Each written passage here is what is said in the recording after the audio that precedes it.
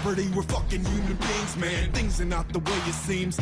Rarely you see the American dream, cause it's more like a nightmare. Fight fair, yeah, I'll do that when a vote counts.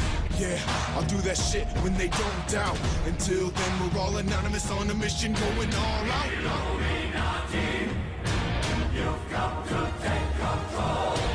You can take my heartbeat, but you can break my soul. You've got to get mad. You gotta say, Now I'm a we human would being. like to hear from you, Mr. Trump. With a written letter, and essentially he read an article about the success of Trump World Tower, which is the building that I can show you right here. See, there's no money in health. Which is, as you can see, very, very substantially taller than the United Nations, bigger than the United Nations. And he read an article in the New York Times saying that the building cost approximately $300 million to build.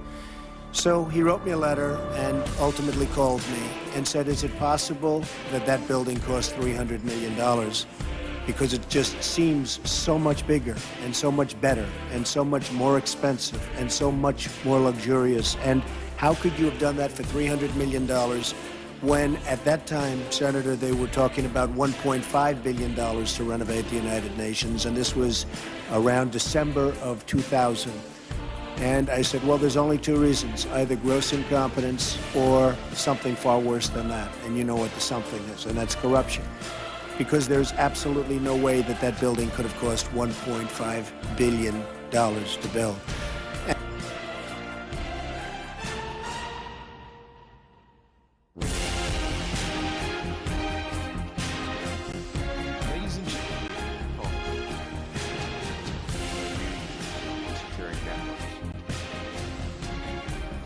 The difference, in part, is the oversight and the compliance that we have in these programs. That part is missing in much of the discussion. I believe it's important for you to hear that, for you to understand what these people have to do in order to do their job to defend this nation. And the oversight regime that we have with the courts, with Congress, and with the administration. I think you need to understand that to get the full understanding of what we do and what we do not do. I think it's important to also step back. Let's go back to the beginning. How did we get here? And normally, being a general, I would say, next slide. But they gave me a device. And they said, figure it out. It says Q. I thought that would be clue. Okay. So, there we go. Let's go back to 1993, the World Trade Center. It goes pretty quickly. Khobar Towers, the East Africa Embassy bombings, the USS Cole, 9/11. Al-Qaeda on the ones on the bottom there, throughout. Khalid Sheikh Mohammed helped fund the first World Trade Center and was the mastermind behind 9/11. We became a nation transformed. The intelligence community, according to the 9/11 Commission, failed to connect the dots. What do I mean by that? What do I mean by failed to connect the dots? We had intercepts of one of the 9/11 hijackers, Midar, from Yemen. We didn't know because we didn't have the tools and the capabilities to see that he was actually in California. We couldn't provide the right tip or information that connected that foreign dot to a domestic plot. The intelligence community failed to connect those dots, and now what we're doing is putting into existence these programs. But I think in order to understand, so how do we actually use these programs? From my perspective, it's important to first understand the people at the National Security Agency, what they do and how they do it. So from my perspective, the best first thing is to step back and say, what did they do during this time period? What are they doing? And so our job is defending this country, saving lives, supporting our troops in combat. And when you think about our soldiers, sailors, airmen, and Marine that were in Iraq and in Afghanistan, it is our responsibility, along with the rest of the intelligence community, to provide the information that they need to survive, to go after the enemy.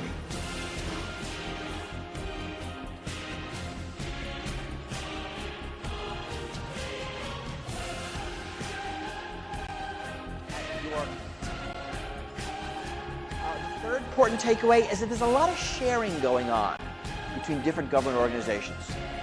The NSA, the CIA, the FBI, the DEA. You know, we see some shadows of this. We saw one document that talked about the NSA passing information to the DEA and instructing them about how to lie about where it came from. It's called parallel construction. We know that some of the techniques we're seeing that the NSA does are mirroring FBI techniques, you know, very closely, and it seems unlikely that they were independently developed. So it's data, it's techniques. So the NSA's mission, you know, fundamentally is to collect everything. And you can see it in the documents. Glenn Greenwald talked about this. Right? Slogans like collect it all, know it all, exploit it all. It permeates the different documents.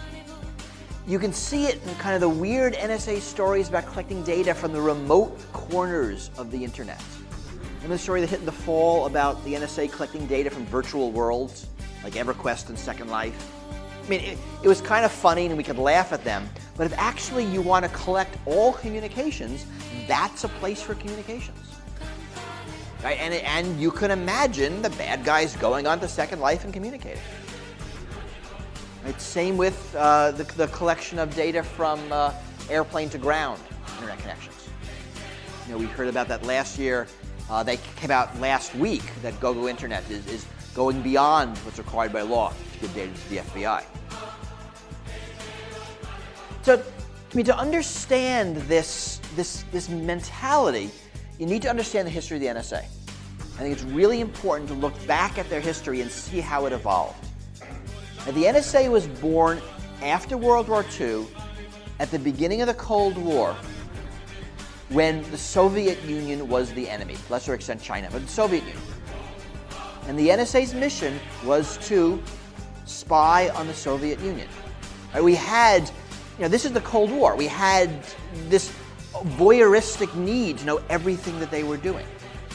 Right, we collected a lot of data. Right, some of it useful, some of it not. I forget who, someone talked about the difference between secrets and mysteries. It's a lot easier to find out secrets with surveillance than mysteries. It's a lot easier to know the speed of the new Soviet battle tank than it is to figure out, you know, who's going to become chairman when Stalin dies. Or right now, it's probably easier to know how many Russian troops are in the Ukraine than to know what Putin is thinking. Right? You know, we're better at secrets than mysteries. But that Soviet Union, Warsaw Pact, military-focused NSA, in a sense, collapsed a little bit with the fall of the Berlin Wall, the end of the Cold War, collapse of the Soviet Union. And their mission refocused. We saw a lot more security out of them. We saw a commercial solutions center, we saw algorithms, we saw analysis, we saw much more openness. They were doing a lot more to protect communications than they ever were. That change stopped abruptly with the terrorist attacks September 11th. After those attacks, President Bush gave the NSA an impossible mission, and that is never again. It's ridiculous. It's impossible. It's a crazy mission to give someone. But if you are tasked with making sure something never happens, the only way you can possibly achieve that is to know everything that does happen. So that giant eye of the NSA was turned outward on the world and inward on ourselves. And then this changed fundamentally the nature of the NSA's collection. Because when your defined enemy can be anyone, anywhere, you have to collect data from everyone, everywhere. And the core NSA mission, which was espionage, government on government espionage as old as governments, became government on population surveillance.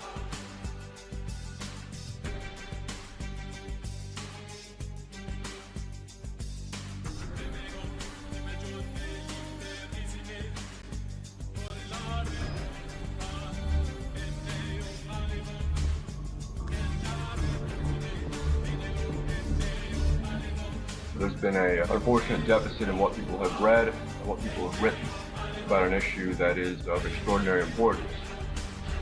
Trapwire.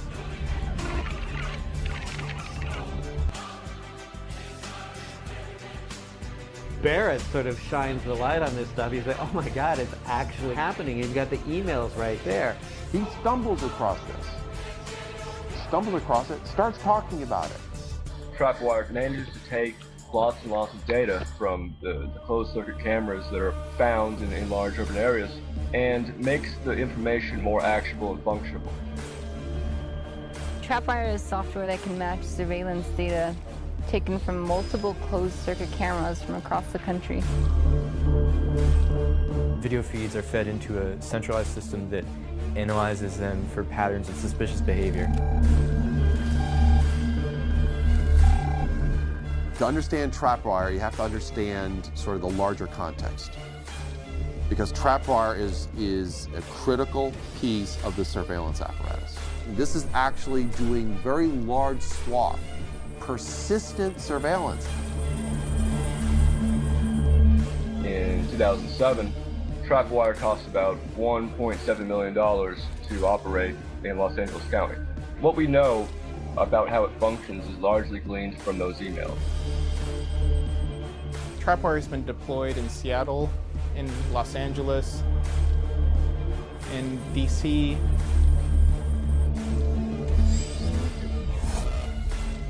According to a Stratfor email, there's like 500 cameras in this New York City subway system equipped with Trapwire. The New York Times said that Trapwire was only used on 15 cameras in the entire country and that the DHS wrote it off as a failure. And it's a complete lie.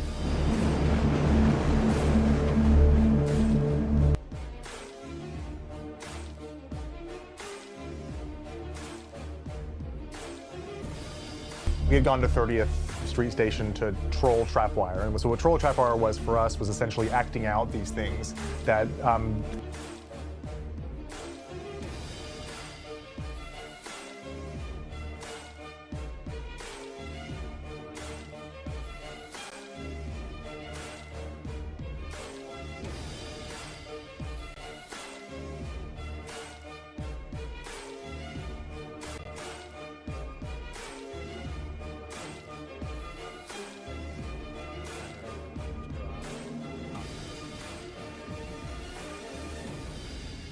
to hide as justification for violating your rights, then you have nothing to worry about. You know where that phrase came from? Goebbels from the Nazi era. Nothing to hide? That means there is no privacy. I left Iran to come here, and now I can't have security or privacy? All Double D gets on the fat track with the ABE, yes, that's the fat Mac.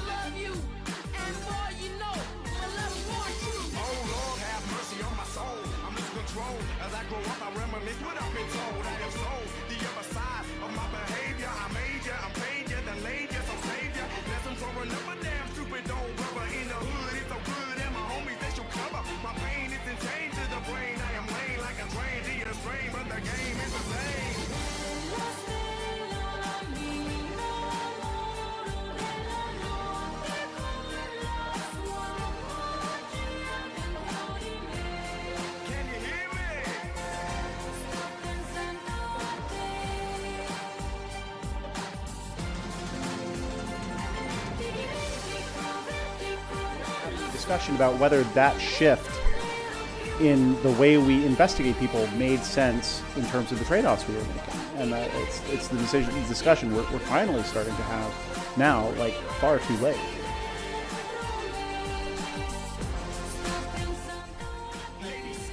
Oh. Former member of the British Parliament. We want to get you on the web. Forgive my country for having exploited you for 200 years, although we did. Perspective. You've had your big inquiry, which some of you think hasn't been good enough. You know that your intelligence services played dirty games. Thank God they do, because if they did not play dirty as the other side did, then the bigger problem you would have would be exploitation and the possibility of political economic disaster. So if I do appear a little bit off message, it's based on 30 years of experience. I headed election observation missions through the OSCE for, on 25 occasions, all of the Stans, Russia, evil countries, not evil people, evil countries. And I knew from first hand, almost all of my period of 36 years and 3 months in Parliament, it was fighting the dangers of... We must do all of these awful things because otherwise terrorists will kill your children. It's an argument that shuts down debate. You're right, it's an argument that wins over every other possible argument because it's an argument that can't be argued with. Now, the problem here is that argument short circuits any discussion of, are the things you're doing actually effective? I mean, do they do any good? I mean, up here, we're not making a morality argument, we're making an efficacy argument. We're making a cost argument, right? Because yes, there is a threat. There's a threat that the bad guys don't play with the rules, that's fine. But what does that mean the defense should be? There are actually many threats in society, right? We have been talking about the threat of government overreach. Actually a very serious threat. Right? In the United States, you're 8 times more likely to be killed by a policeman than a terrorist, right? I mean, terrorism is not the one thing you're worried about. Automobile accidents, I can list dozens and dozens of threats. And we're trying to balance them. And we balance them by looking at costs and benefits. Right? Up here, we have talked about the costs. If the costs of broad surveillance are greater than the benefits, we don't do that. Even if the bad guys are bad guys. The bad guys aren't going to go away. The question is, what is the best way to deal with them? The arguments we're making is that there are more effective ways to deal with them. Not that we're going to be moral and they're not and they're going to win. That's dumb. Right? That makes no sense. Right? If the question is, what is the efficacy of the various tactics? What are the variety of threats? And what are the best ways that we as society can deal with them? And in order to get to those arguments, you actually have to dampen fear.